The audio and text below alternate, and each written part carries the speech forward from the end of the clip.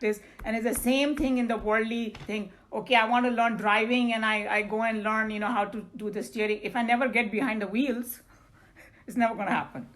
That same thing over here in the karma yoga also. So whatever principles of karma yoga are, we have to experiment it every day and get better at it. One ought not to live through life as a mere beast of burden doing its daily routine and sweating under the driver's whip. Work only touches the muscles. It can smoothen out the ugly wrinkles in our character and add a glow of health and vitality to our inner personality only when we bring the inner equipments of our heart and head into the work, which our hands and legs perform in the outer world. This is accomplished by pursuing the karma yoga advised earlier, with full faith, shraddha, and without cavilling, anusuyanta. Anusuyant, because that word, remember, Anasuya I was talking about. So the thing is that follow the karma yoga with full faith.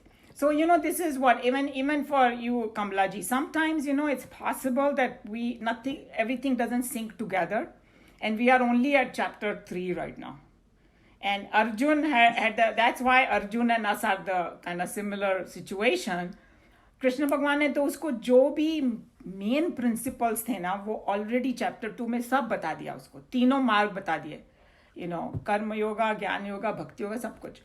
Obviously, not everything sunk into him, just like we are not there yet. And then the same principles, they opened up in the more further chapters, because Arjuna had doubts and questions, and then Krishna Bhagwan also elaborated to the extent. And then in chapter 18, like I was saying, that Krishna Bhagwan did not, पहले तो बोला get up and fight, सब कुछ बोलते रहे. And में उसको क्या बोलते हैं मालूम? जब जो भी मैंने तेरे को बताना था सब मैंने बता दिया तेरे को, अब तू जाके कर जो तुझे अच्छा लगे. उसको full freedom दिया उन्होंने. So that's why we say that in this, there is no such thing as, hey, I must do this or not do this. Lekin if you do A, then this result comes, B, this result comes, C, this result comes. Now you choose which result you want.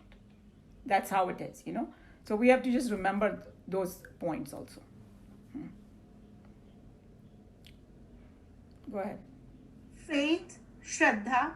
Faith is a very pregnant word in Sanskrit, which refuses to be defined fully by any single word in English.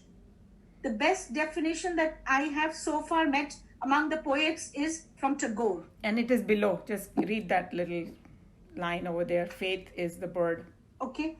Faith is the bird that feels the light and sings when the dawn is still dark. So the bird knows sun is coming. So we have to have faith that, if you study Bhagavad Gita, result is coming if you practice it. Okay? So that's what it is. We have to have that much faith. Mm-hmm. Yeah, very good though. Very good example. Mm-hmm. Mm-hmm. But Sanskara's explanation Shankar, of Shraddha hold on. It's Shankaracharya ji. That's who he is, Shankara. Go ahead.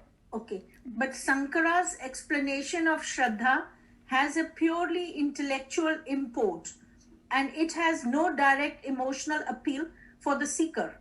Faith in Vedanta means the ability to digest mentally and comprehend intellectually the full import of the advice of the saints and the declarations of the scriptures.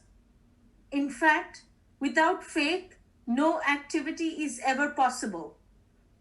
And faith cannot grow where intellectual conviction has not come to play in full blaze. So here he's saying that Shankaracharya ji, everybody knows who Shankaracharya ji was, right? Yeah. 1200 years ago he came. So he's saying that वो कहते हैं कि उनकी कितनी beautiful definition दिया उन्होंने. Faith in Vedanta means the ability to digest mentally and comprehend intellectually the full import of the advice of the saints and declarations of the scripture. Because in the beginning, when we start studying these lot of things sound very outlandish. Like people who have never thought about it. We are not, some people are like very sattvic from the birth and all. I'm not talking about them. But average people, you go and tell them about ego also. Hey, work without ego. And immediately we think, how can we do that? Right? Suddenly we say it's not possible. And Shastras are saying, no, it is possible. So slowly we are developing that, hey, once I act, first I have to say, okay, if Krishna Bhagavan is saying it's possible, I have to believe it. If Chinmayananji is saying it's possible, I got to believe it. Now I want to learn how to get there.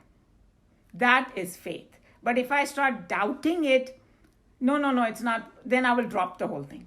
I will not even move forward. So that intellectual conviction, and then slowly be able to digest it, and that digesting this, it actually comes in chapter 10. Krishna Bhagwan told him, अगर तुम एकदम क्या बोलते हैं निष्ठा से अगर इस पाथ पे चलोगे, और मैं तुमको बुद्धि योग दूंगा. And you know what is buddhi yoga is? Ability to digest the scriptures in the right way. Because a lot of people, you just read or just drop it, this doesn't have much in it. But if you have started understanding a little bit more and it starts sinking into you, you have to, like in English, they say, praise the Lord. He's showering his grace on you so you understand. Because, and then we have to ask the Shakti to actually follow it too. Khali understanding se bhi nahi hoga. And I gave you that famous example of Duryodhan. When Krishna Bhagwan was telling Duryodhan, hey, this is ye adharma hai, wo jo bhi hai. तो Duryodhan कहता है, don't tell me what is adharma and dharma. मेरे को मालूम है. I know very well. But मैं करना नहीं चाहता हूँ. तो फिर कृष्ण भगवान क्या करेंगे? And somebody like our teacher told us, that Pandava and Kaurava both had weaknesses. So we should be under no delusion that Arjun had no weaknesses. He did. And one of the weakness we already saw. And क्या बोलते हैं उसका जो भाई Yudhishthir had a weakness of gambling, but they were not wicked people. They had weaknesses, but they were not wicked. So they admitting your weaknesses, trying to work at it, listening to the scriptures, listening to the Swamis, and trying to change yourself. That's what who Pandavas were. And Duryodhan was, even though he knows his weakness, he said, I love my weaknesses, man. I'm going to stick with this only. That's the difference. Okay. So I thought that was an interesting thing. Without cavilling, Anusuyantaha, a mere intellectual theory cannot be understood and appreciated without our adverse criticisms of it. We criticize to know and understand more exhaustively a piece of knowledge. But here Krishna is advising a technique of living which cannot fulfill itself in our life through mere criticism and questioning. It is very well known that in spite of our long discussions on swimming, even with the best of swimmers in the world, we cannot learn to swim in our drawing rooms. Similarly, however, much we may try to criticize intellectually for or against the theory of right action as expounded in this chapter, Krishna is warning Arjuna that he will neither understand fully nor come to gain the blessings of that way of life. My deep study and noisy discussions, it can be understood and experienced only by living it. This is a very powerful statement because हम बोलते हैं कोई बोलता है ना हाय कैसे होगा I don't know I don't understand it. He's saying सब छोड़ दो और खाली करके देखो बस. I think for us this discussion also this is the message for all of us. You guys agree? I've never heard the example that you cannot learn swimming in the drawing room. Yeah, that's what it's so he's saying criticizing and finding fault and all, or not even finding fault, criticizing and arguing for and against and all is great, but khali usse tum kuch nahi hoga. So when if Bhagwan said these 5 points are there for karma yoga, pick up those points and start practicing and then see, like the way our teacher used to say, go home and experiment it. And I told you that best example was, suppose if you have some gripe against somebody, oh, this person is like that and all, go meet them without thinking about the gripe. Just think that they are some first time I'm meeting them. And go say hello to them and go smile at them and see the result yourself. So I think that unless we experiment, nothing is gonna happen. And this is a very powerful statement. They too are freed from actions. Immature students of the Gita have been seen to cool down in their enthusiasm when they meet with the use of such terms. All through the chapter, Krishna was insisting that man should act diligently and rightly. All of a sudden, he points to a strange looking goal, actionlessness. Naturally, intelligent reader immediately comes to feel a disgust as this ugly paradox. Read Swamiji's talk on Vivek Chudamani. Manthani. Vivek Chudamani. Vivek Chudamani. Okay. So basically here, we don't want to go again in a deep discussion about it. Remember I explained to you that akarma mode that Joe always talks about. It's like working without the ego and doing the work. Once you know your swadharma, what I'm supposed to do, just do it without thinking of past and future, giving up the fruit of action. And then you go in that akarma mode, and it comes slowly, and we are at a very early part of, because chapter 3 abhi aayega, next 4-5 verses mein aayega, how to develop the skills to work in the akarma mode. And if you want, just jumping the gun a little bit, we have all dislikes and dislikes, right? We are born with it. Even in food and clothing, everything we have likes and dislikes. So what Krishna Bhagavan advises is that is our tendencies that we are born with. But once we learn Bhagavad Gita, we know what the right thing to do is. Don't come under the sway of likes and dislikes. That is one of the methods he has said about going towards the karma mode. So मतलब once अगर मेरे को ये duty मुझे पता है कि मुझे करना है, then don't come under the sway. And the simplest example I can give you is, okay, if we are all householders here, we have chores in the house, right? Who likes to clean the toilet? We don't. But abhi pandemic mein, we can't even get the maid and all, we have to do it. So he's saying, just do it happily. That's all it's called, not coming under this way of likes and dislikes. And some food, at our older age, we know certain food is not good for us, certain food is good for us. Don't come under this way of likes and eat what is right for you. That's how you develop that, going towards a karma mode, training your mind. But if you do it from early childhood, then you will become a master very quickly. Okay. Go ahead. This is mainly because of our lack of appreciation of the term in its native spiritual import. Earlier, we have explained how the ignorance of our spiritual nature gives rise to desires, which in their turn cause thought agitations, and how action is nothing other than thoughts fulfilled among the sense objects. Thus, the state of actionlessness is itself the state of thoughtlessness, which indicates the condition of desirelessness. Absence of all desires can come only when we rediscover the all-full nature of the self. In short, with the knowledge of the self, when spiritual ignorance is terminated, desires can no more arise. Thus, the term freed from action indicates the state beyond ignorance or the state of selfhood. Okay, here Swamiji just technically he is describing it. The karma mode, he's describing it a little differently.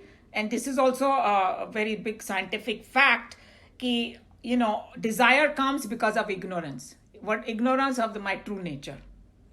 अगर किसी को पता चल जाए कि मेरे पास I am the Lord of the whole universe, उसको फिर क्या चाहिएगा? Right? That's what it is. So he's saying that the thoughtlessness and the thoughts kabhi aate hain when I have desire, then only thoughts come. So that doesn't mean like the person who is self-realized doesn't work. He works for Lok Sangraha. So don't forget that. ये नहीं कि वो खाली बैठा हुआ है, उसको कुछ नहीं करना है. उसका मोटिव अलग है. और हम लोग जो करते हैं वो सेल्फ, मेरे को ये मिल जाए वो मिल जाए. दुनिया में 99% that's what happens, right? I want to work because I want to gain this and that. That person has so much trust in God. I'm doing God's work. God will provide everything to me. That's it. He's not worried about his food or clothing or house or something. And I tell you that this is an actual experience I have. Okay, in Houston, the two yoga teachers came from India. Very good people. I learned yoga from them, and very good at heart. And when you come and as a yoga teacher, they was not getting much, right? But they were really genuinely wanted to help the community. And then they got a house, and then the yoga teacher, I became friends with her. And she told me, she said, do you know how I have this house? I said, how? She's saying somebody gave it to me. And I know that person. I know that person. And he's a big businessman, and he's very rich.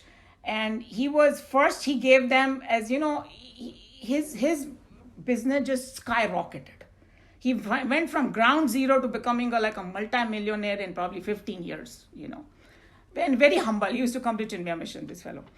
And he said, because he bought a brand new house, he started living in a $200,000 house ka tha kuch in Houston, which is in Houston you can get it, in California you cannot. So he just said कि अच्छा मैं तो बड़े घर में जा रहा हूँ, आप तो रह लो यहाँ पे. और फिर उसने उसको दे ही दिया वो घर. और फिर after about few months he gave him a car. And she told me that. He said, I was so like, he said, no. He said, he brought the key and he brought the car, this is yours. And she said, मैं तो ऐसे पानी हो गया. I can't take this. He's saying, no, you are doing so much for the community. You have to take it. And, and he didn't want anybody to know. She told me because she became my good friend. And I'm like, here is the example of what Krishna Bhagavan is saying. You do my work, I'm going to take care of you. True story, I'm telling you. Even when I think about it, I just feel overwhelmed with it, Okay. I think एक paragraph बचा है. Can I read? हाँ. This supreme state, no doubt, can never be reached purely through action. Parliament Street is not the Parliament, but having reached Parliament Street, the Parliament cannot be very far away. One cannot miss reaching the Parliament thereafter. Similarly, Karma Yoga is extolled here as a path that takes one ultimately to the Supreme, because through desireless activity, one achieves vasana, purgation, thus making the mind purer and subtler for meditative purposes. So it's just telling you that Karma से तुमको वो final experience नहीं मिलता है, but तुम्हारा mind pure हो जाता है, and then it dawns upon you. And remember, we talked about this last class, that it's the grace of God that in the end, and it's like, example is sleeping. You cannot force sleep to come. You can only prepare. And when Nidra Devi का जब वो हमको क्या बोलती है, bless करती है, तो हमको निद्रा आ जाती है. We became the right partner for Nidra because we have dropped everything and we are prepared for sleep. So same way he's saying that your job is to continue to purify your mind. Karma Yoga will do that for you. So once your mind is totally pure, and that's when that egolessness will come automatically. So we cannot, that's another thing, Kamla ji, that the final state of complete egolessness, we don't have anything, हमारा योगदान उसमें नहीं है, but हमारा उतना ही है कि हम कम करते जाएं. But the final state is comes from the grace of God. And when you are the right patra, it will happen. Definitely it will happen. Okay. So I was planning on doing 2 verses, but I think we have to do the Kathopanishad. But any question, comment, or add a point to this particular verse? So you have to be one with Prakriti in order to get the best. Your really basic message is you have to be one with Prakriti. Not Prakriti, you have to be one with consciousness. Be one with consciousness and understand that God, what whatever action that through God wants you to do, just be receptive Yes. to that light inwardly coming to you, and He will make sure that you will be able to complete it, God's task through you. Yes, very good. That's true. And you know, like intuitively we kind of know, तो वो intuition better and better होता जाता है. You know, sometimes we may not be studied everything and all that, but suppose कोई एक decision लेना होता है, and sometimes we just cannot make the decision because हमारा intellect दोनों तरफ जा रहा है, you know. And then in English also there is a phrase, ना, you will sleep over it or something like that tomorrow morning. And then when you wake up with a fresh mind, एक intuition आता है, you know, do this. You may not be able to explain everything, but and you know somewhere deep in your heart you know this is the right action, and then you do it, and it turns out fine. So that intuition part becomes better and better with this karma yoga and all that, you know. And you know, at saints and sages, once you become a true instrument, and Joe will tell you messages come from everywhere what to do. Sometimes you get a dream, sometimes, you know, somebody will say something, and God will direct you, you know. Anybody has heard of the book Conversation with God? No? There are 3 books this person wrote, Conversation with God. And in the beginning was the most amazing thing that he said he had this spiritual bent in his life, right? And he's telling God, how do I communicate with you? I just don't know, you know, like, because it's consciousness is everywhere. Okay, I learned all that, but how do I communicate with you? And then he said that one day at 4 a.m. he got up, and then he wrote the question, how do I communicate with you?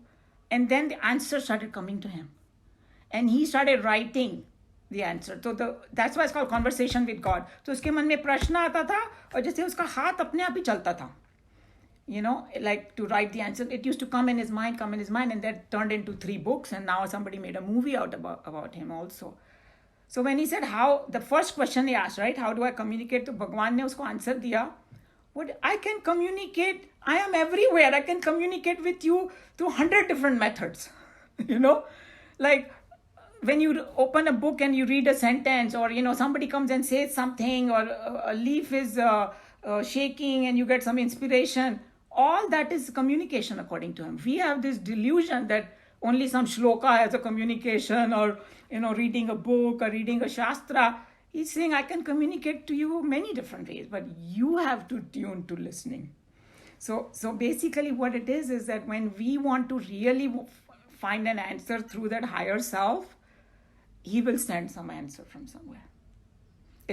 And I think Joe is a perfect example here. You ask him that he will say, you know, things were, he has this Japanese girl who is a medium who gives him all the, you know, messages and this and that. And, you know, what do you say, Joe?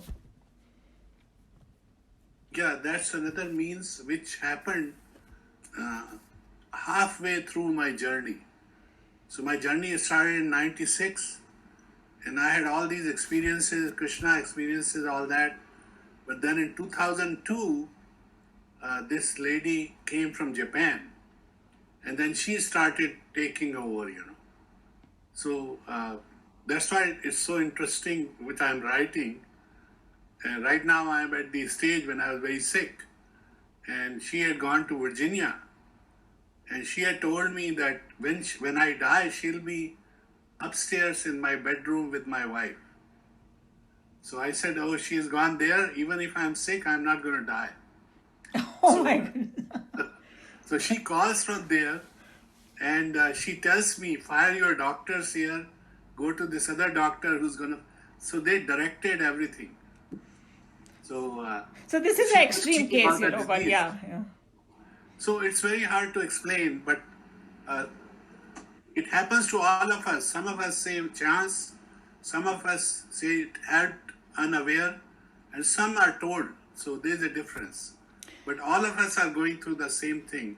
Nobody is special.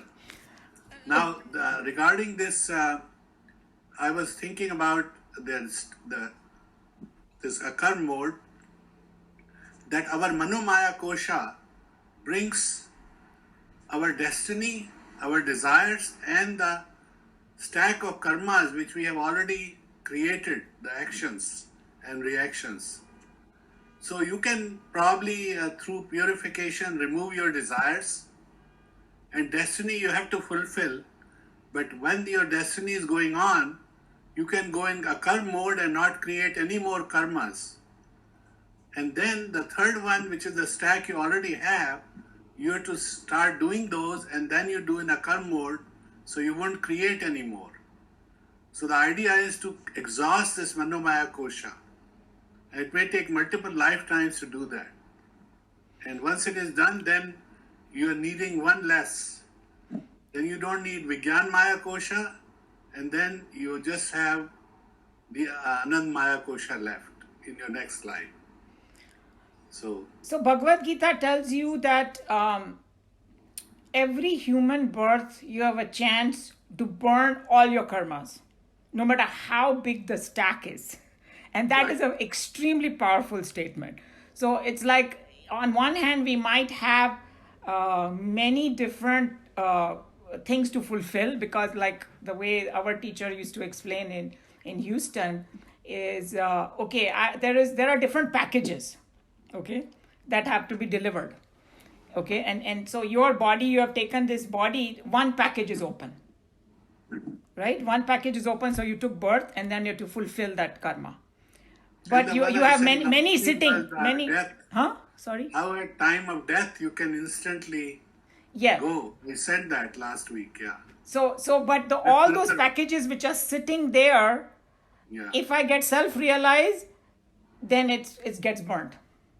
Right. So that is a very powerful statement. So and one of the way that you understand is कि post office से सामान आता है तो कोई घर होता है तो वो पोस्ट में डालेगा ना, वो घर ही नहीं होएगा तो पोस्ट कहाँ डालेगा वो.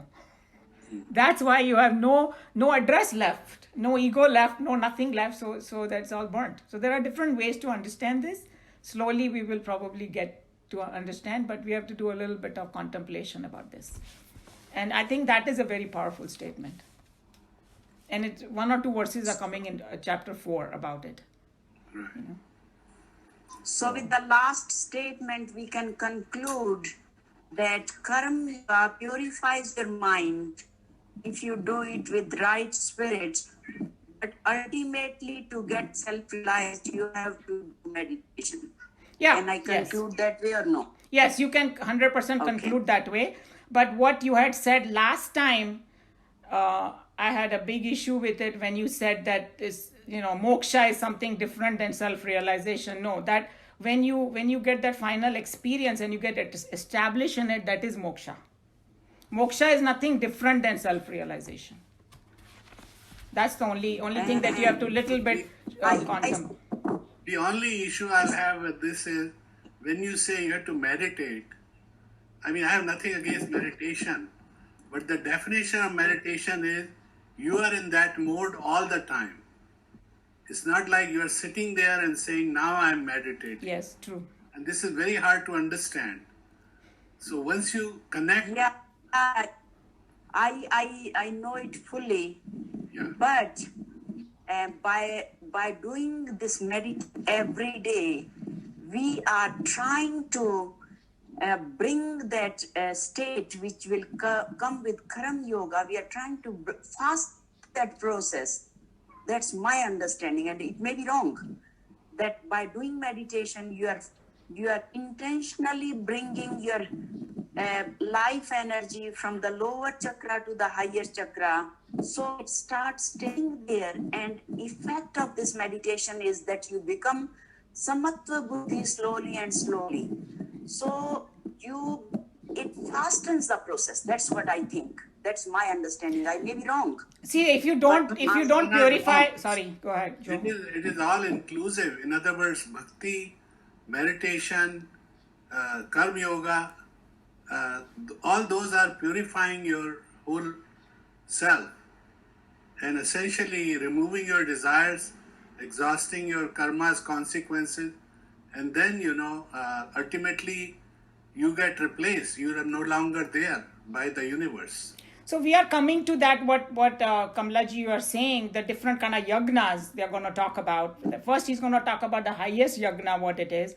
And there are supplementary yagnas that take you to that state, and pranayam and whatever all is also part of it. And what Joe said is very significant, that all it's doing it, all these methods are purifying your mind. And then when we say meditation, actually, it is what saints and sages will tell you, you are not meditating, you are preparing to meditate. Because meditation, it's actually a state. And what you're talking about is a kriya, and that is just preparation. In true meditation, you have already merged with that. That's why when they say, J.D. Krishnamurti has an article, I think, on video, where he defines this, the difference of meditation and real meditation. So one is preparation and one is actually that state. So we are preparing for that state. That's all we can do. That is in our hand. Final state, when it comes, it just slides. When the mind gets pure, completely pure, it's like, the best example is trying to see the bottom of the lake, and the lake is very dirty. So the moment the dirt is gone, the wo dikhai deta bottom. That's what it is. In that state, you don't know you are meditating because you don't exist. So that's another way of looking at it. So I think our take-home message is intensify your preparation. You can do that for sure. Yeah. By staying in that mode more and more and more. That's all. Okay, so let's close Bhagavad Gita here. Next time will be, if you don't follow, then what happens? Okay. We'll do the Katha Upanishad.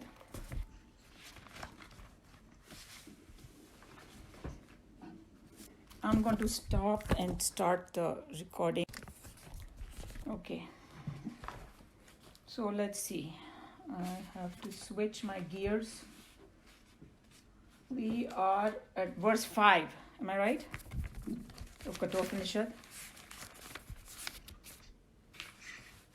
So the previous one was, उसके father ने गुस्से में आके उसको बोल दिया, I give you to death. Everybody remembers that?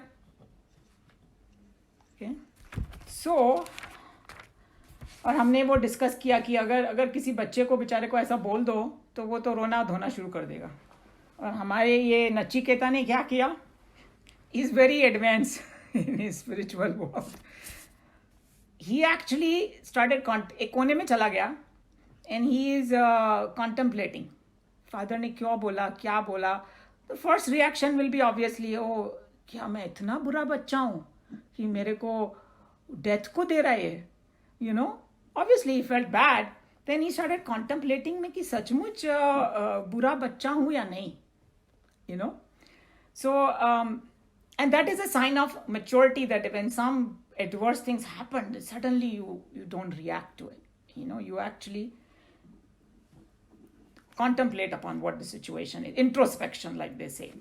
So now it is said in the Shastras that, there is a father and a guru, उनका दर्जा करीब बराबर ही है. Okay? Father और guru का. एक second. So now there could be 3 different kinds of students for a guru.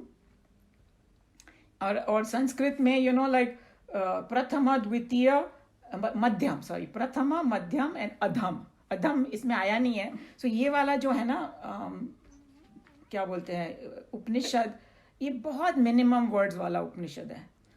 There are lots of things you just have to read between the lines, and we are not capable of doing that. Saints and sages are capable of doing that. So Shankaracharya ji and all those big Dhurandhar saints and sages, they have kind of commented upon it and opened up for everybody else, and then others have commented. So that's how everything may not be on it, but we have to just kind of take their words. Shraddha, remember? We have to have Shraddha. That's what they're saying. Okay, so let's go to this verse 5. Whoever has the book. This one can be actually chanted just like Bhagavad Gita. Bahunamemi prathamaha, bahunamemi madhyamaha, kisvid yamasya kartavyam, yanmayadya karishyati. Bahunam, of many. Emi, I go. Prathama first. Bahunam of many. Amy, I go means or hold rank. Madhyama, medium. Kinswith means what might be. Yamasya, of Yama. Kartavyam, to do duty. Yat, which. Maya, by me.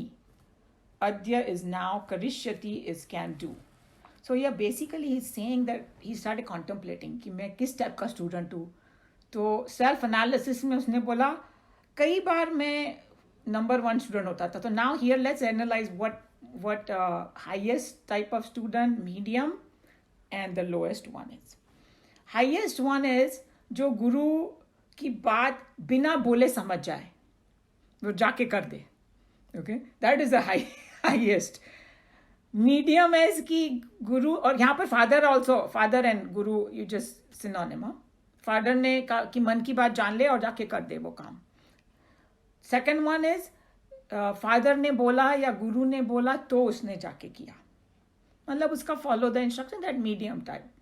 And now you can guess what the lower अधम is, कि बोलने के बाद भी ना करे. Okay, but स्वामी तेजोमयानंद जी ने बोला कि इसमें मेंशन नहीं किया है, तो मैं तुमको चौथा टाइप भी बताता हूँ. महाअधम. वो क्या, जो गुरु बोलेगा, फादर बोलेगा, उसको उल्टा जाके करे. उसको तो मेंशन भी नहीं किया यहाँ पे, तीसरे को भी नहीं किया. बेसिकली हायर एंड मीडियम को किया. तो नचिकेता ने सोचा कई बार मैं जान लेता हूँ अपने फादर की मन की बात, और तो मैं कर देता हूँ जाके, तो मैं नंबर 1 हूँ. कभी कभी नहीं भी होता है मेरे से ऐसा, लेकिन जो फादर बोलता है वो तो मैं ज़रूर कर लेता हूँ. तो मैं अब ये नहीं करना चाहता कि फादर ने बोला और मैंने नहीं किया. He doesn't want to go in that category. So that's what basically it's talking about, that the 3 different kinds of people. Where is he getting this wisdom? He's getting this wisdom from the Shastras, because he has studied the Shastra. And remember, we were talking about understanding it. He already has understood it better than his father also. अगर father ने समझा होता अच्छे से तो he would have not donated those useless cows, right? So he is like much higher than his father also in this thinking. So and now he said अभी father ने बोल दिया कि भाई I give you to death, और वो शास्त्रों में ना ऐसा लिखा हुआ है कि मतलब अगर कोई बड़ा आदमी या गुरु या कुछ बोल देना तो हम लोग को शायद वो बात समझ में नहीं आएगी, बट उसमें कोई छुपा हुआ उद्देश्य होता है. And if you see all the पौराणिक stories are kind of has the similar kind of connotation कि गुरु ने बोला ये जाके करो, and the person outside world thinks, oh my god ये कैसा काम बोला है, कोई महान कार्य सिद्ध हो जाता है उससे, राइट? सो ही से अगर फादर के मुंह से निकला है ये बात, इसमें कुछ होगा शायद. तो ऐसा कौन सा महान काम है जो मेरे द्वारा संपन्न होने वाला है, like through me is going to get fulfilled by Yamraj and me. कौन सा काम यमराज करवाना चाहते हैं बेसिकली, कि मुझसे ये काम हो. Means his thinking was so much beyond the normal way of thinking. That's what they're trying to show over here. And he kind of, on one hand, he knew that father said in anger, because which father is going to say, oh, I give you to death and all. No father is going to say that. And in this Upanishad, read between the lines में ये भी है कि जब वो कहता है कि I want to go now you told me and I have to fulfill this, father कहता है don't go please, I did not mean it, so father is telling him that hey don't go. And फिर उसको वो धर्म नीति सिखाता है बच्चा, क्योंकि क्यों मुझे जाना चाहिए. And so Tejomayanand ji said it might sound very outlandish to us, कि and like a far-fetched totally कि उसने बोल दिया और ये चल पड़ा and all that. But in he said that Tejomayanand ji said there are 2 kind of vratas. Vrata means I must do this. One is a alpa vrata, छोटा मोटा व्रत. एक होता है महाव्रत, कि कुछ बोल दिया तो कुछ भी हो जाए मैं करूँगा kind of thing. And there is one incident, if anybody knows this story about Shankaracharya के बारे में मैंने बताया ना, Shankaracharya ji had 4 disciples, and उसमें से एक का नाम तो कुछ पद्म से है, उसका पद्म से नाम. तो उसका क्या स्टोरी है कि ही वॉज एकदम बुद्धू जैसा था वो पहले, हाँ, बट उसमें ना गुरु में बहुत निष्ठा थी उसकी. ही फाइनली जब वो शंकराचार्य जी का बन जाता है चेला, तो ही whatever guru says I'm going to do, that's it. सो एक बार ना गुरु ने उसको ऐसे कुछ बोला कि वो नदी के उस पार थे गुरु और ये इस पार था, बीच में पानी था, they could still talk, how नदीज are sometime narrow, and he said come. तो वो जब वो तो उसने मतलब गुरु ने बोल दिया, उसको तैरना वैरना कुछ नहीं आता था, तो वो उतर गया पानी में. तो बोलते हैं कि उसकी जो गुरु निष्ठा की वजह से ना the whole universe kind of helped him, and the गुरु ने उसको आशीर्वाद दे दिया कि भाई. सो वो जैसे जैसे चला ना, उसके नीचे कमल के फूल आ गए, एंड ही वॉक. उसका नाम पद्म समथिंग पड़ा. That whole story is there in so that's what the महाव्रत इज, दैट एक बार किसी ने बोल दिया तो कर लिया. पर उसके लिए obviously you need a lot of strong mind, you need a lot of faith in all these things. Most of us obviously cannot do it, but Nachiketa is not an ordinary person. So he actually wants to fulfill what the father said, and he wants to go to death.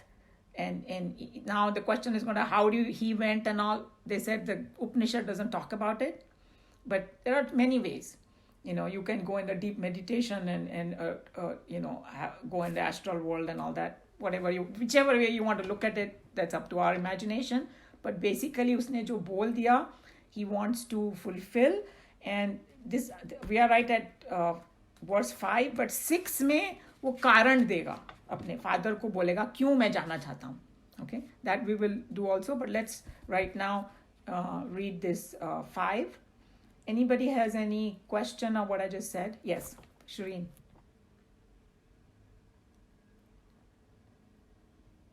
Just unmute and we can go. Huh?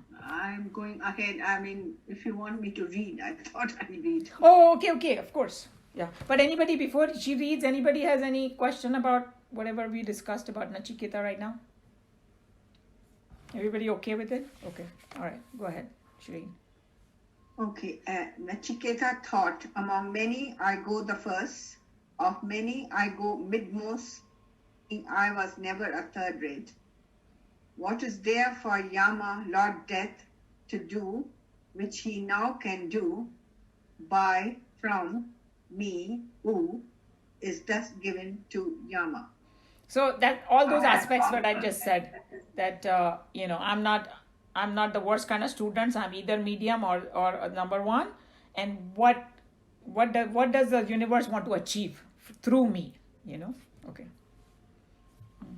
The stanza is the inner soliloquy of a perfect Aryan child. Yes, soliloquy means जैसे हम लोग खुद आपस बात करते हैं ना, inner dialogue जिसको बोलते हैं.